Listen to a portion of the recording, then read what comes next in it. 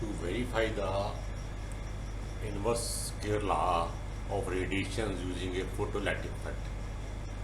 The formula used will be the intensity is inversely proportional to the square of distance. And the question is there that if you want to repeat the experiment, so generally same readings we are not getting because intensity depends upon the light.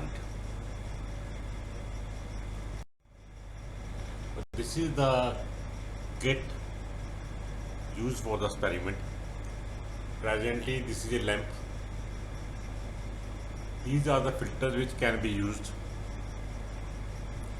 These filters we will put here one by one.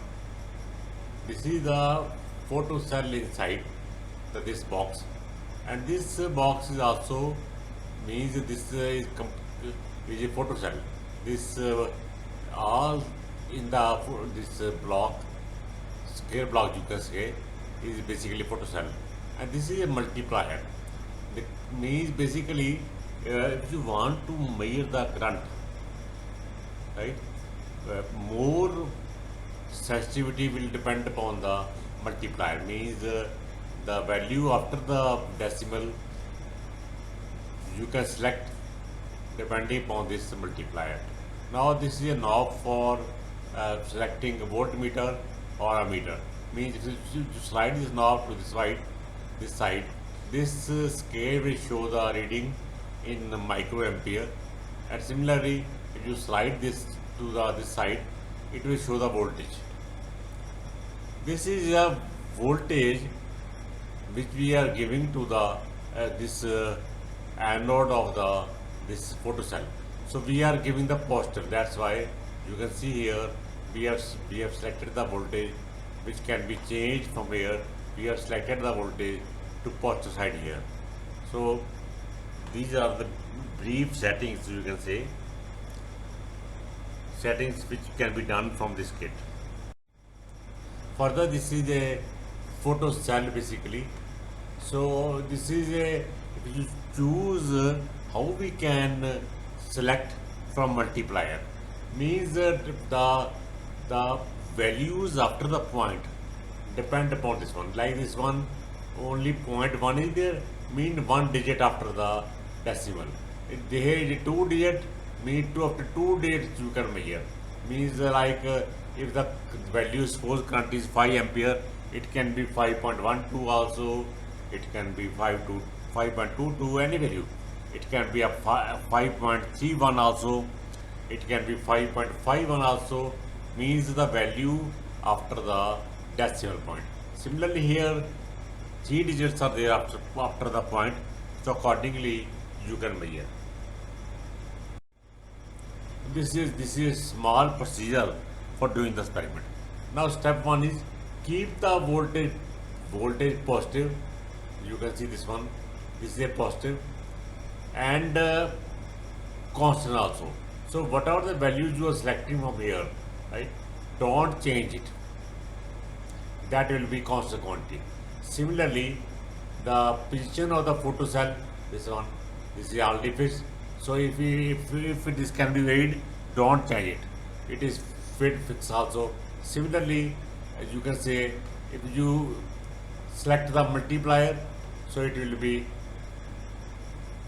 here, from here the multiplier will be same. Similarly, the intensity of lamp, which we can change from here. Whatever the value you are fixing, keep it fixed. Don't change again and again. Now this lamp will be moved to the side, so that distance is decreased. Means light will increase also, and we want to see whether this intensity intensity is increasing or not. That we can measure in terms of current also. Now basically what happens, when the light falls on this photocell, on the cathode, electrons are meeting, and those electrons are attracted towards the anode, which is having positive potential. So more number of electrons are meeting, means more will be the collection, right? or automatically you can say current will increase. Similarly, you can slide the knob towards microampere by this intensity. So we will not shift to voltage, always toward current only in this experiment. This is the video, small video related to experiment you can see here. We are changing the distance. This is the photocell. Here we the this filter. You can change the filter again and again. How the number of filters you can use. Now what happens? You can see here now. This is the multiplier. Whatever the multiplier you select, right, for the current, accordingly figures you will get. So we are decreasing the distance. You can see here, decreasing the distance between this lamp and the photocell. You can see this is going to the side also. Accordingly, current we are changing. We are getting a change in the current also. Same thing we are getting. Whether when the distance between this lamp and the photocell is decreasing, accordingly the current is increasing, right? So the distance between the lamp and the screen will be measured, and this current we are noting, right? So in this way this experiment will be done. Now this is the distance between the lamp and the photocell.